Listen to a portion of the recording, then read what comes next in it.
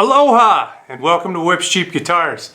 There is nothing in the world of stringed instruments today that is more popular and more hot than the ukulele. Today we're going to take a look at two of the most bargain basement, stupid cheap ukuleles ever made in the history of the universe. These are ukuleles that you can only buy online. You're not going to find them in your local store. Today we're going to take a look at a $45 solid top ukulele by a company called Kmise, or at least that's what it says on the headstock. And we're going to take a look at a $25 laminate top ukulele by a company called Glarry, which is at least what it says in the headstock. Both of these ukuleles have a lot going for them, especially the price.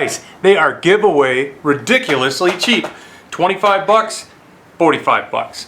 Let's take a real close look at both of these ukuleles and see what you're actually getting if you hit that PayPal button and buy a cheap ukulele off eBay. Stay tuned.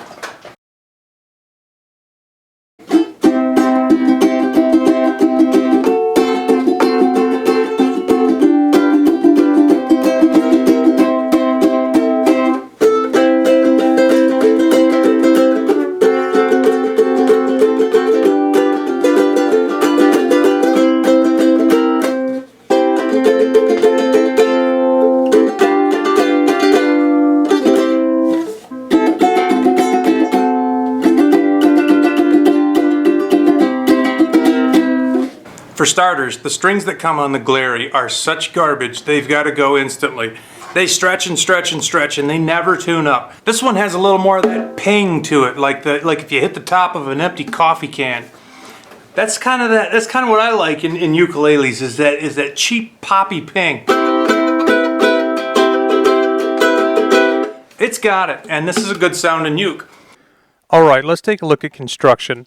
First off, if you look at the Glarry, you can actually see there are saw marks across the laminate on the top of this thing. It's quite sawmill-esque. The fit and finish on the saddle is quite rough. It really is an instrument that hasn't had a ton of care. On the contrary, if you took a look at the saddle and the nut and the bridge piece of the Kmise, it's actually very well done. They've actually underwrapped the strings so there's no sharp ends sticking out there. If you take a look at the Glarry, there you could see the saw marks. It's where it was run across the sander or whatever. And the bridge itself is quite rough. It's unfinished. It's unstained.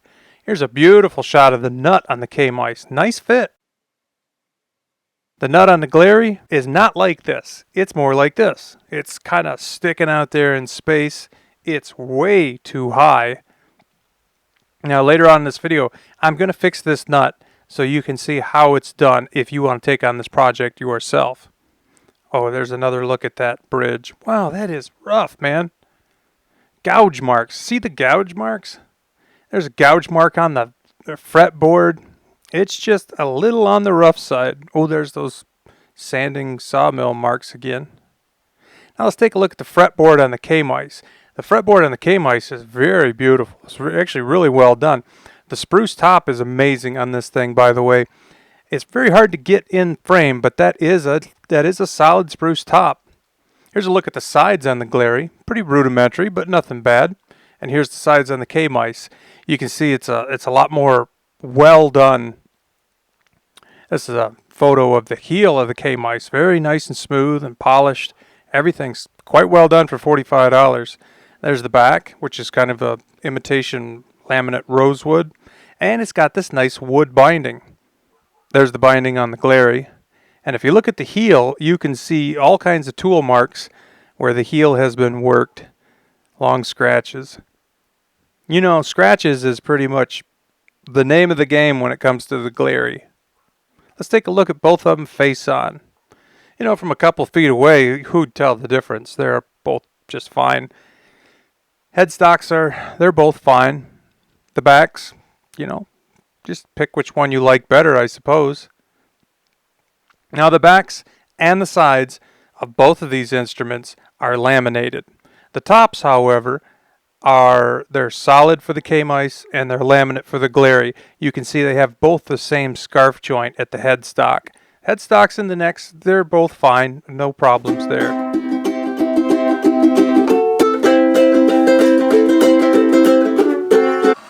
One thing that should be mentioned is both of these ukuleles needed to have the edges of the frets filed down.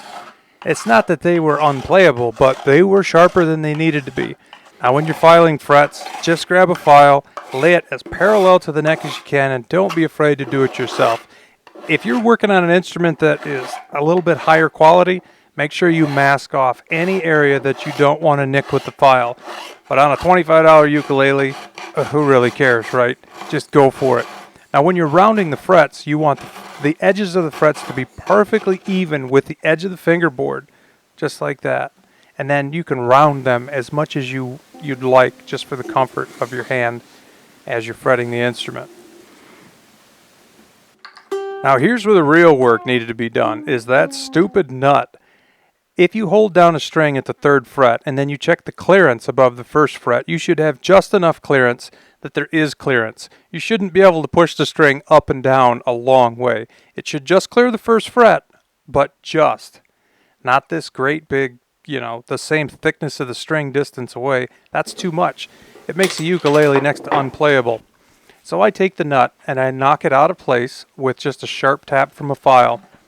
I'm going to take a razor knife and I'm going to clean out the area where that nut sets and make it flat. You can see it had a very small flat area, and the nut itself was quite a lot wider than the original flat.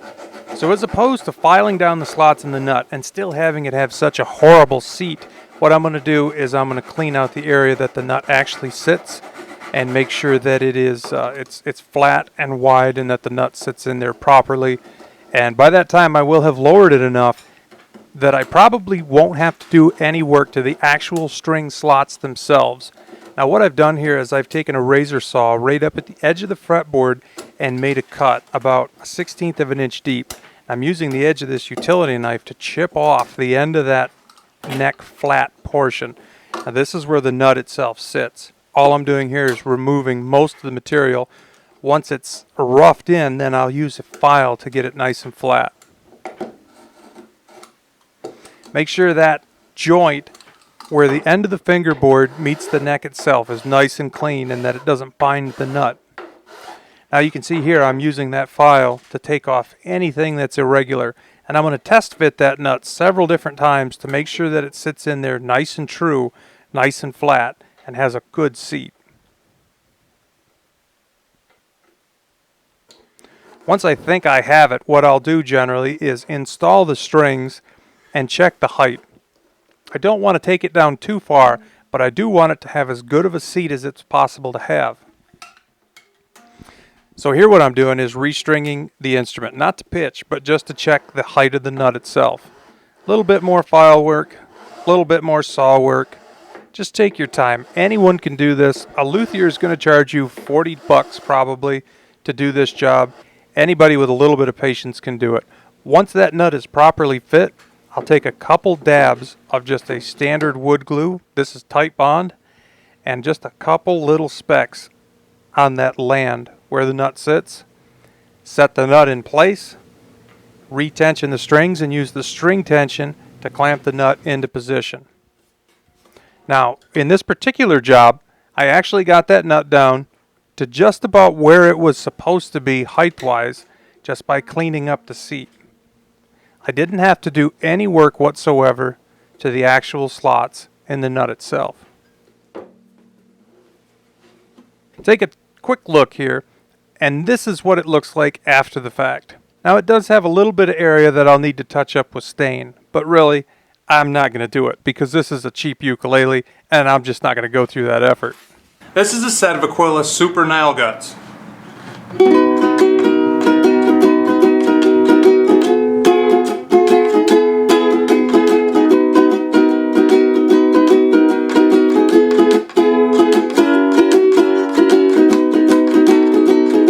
Not too bad for a $25 ukulele.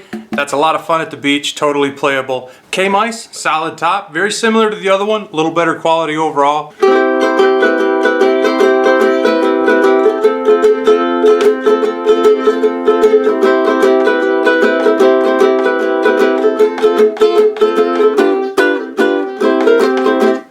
If I could rebrand these ukuleles and put my own description with them, I would say this. Some assembly required and massive bang for the buck. 2 ukuleles that each cost about the cost of 2 greasy omelets at a truck stop. Maybe 3 for this one. We are not talking real money. So if you just want to give something to your kid to bang on that they'll have fun with, for 25 bucks it's hard to find a decent Lego set, and they will outgrow that. If they decide they like to play ukulele, they'll probably never outgrow a cheap uke. For 45 bucks right out of the box, this thing took a little while for the strings to stretch, but once they did, it's a great playing little uke. And the nut's about the right height, the intonation is good, the saddle's nice, everything about this uke is pretty awesome. Intonation is pretty decent on this one too. Strings sucked, needed to be replaced.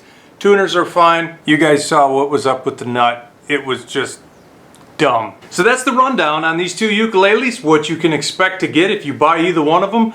Ukuleles are super popular. eBay's a super good place to buy them. There's 100 options of dirt cheap ukuleles. Here are 2 of the most common brands you're going to run into, and this is what you're actually getting if you buy one of these ukuleles. If you have any other questions, make sure you hit me up in the comments below. I'll answer anything I can. Thank you guys so much for watching Whips Cheap Guitars. See you soon.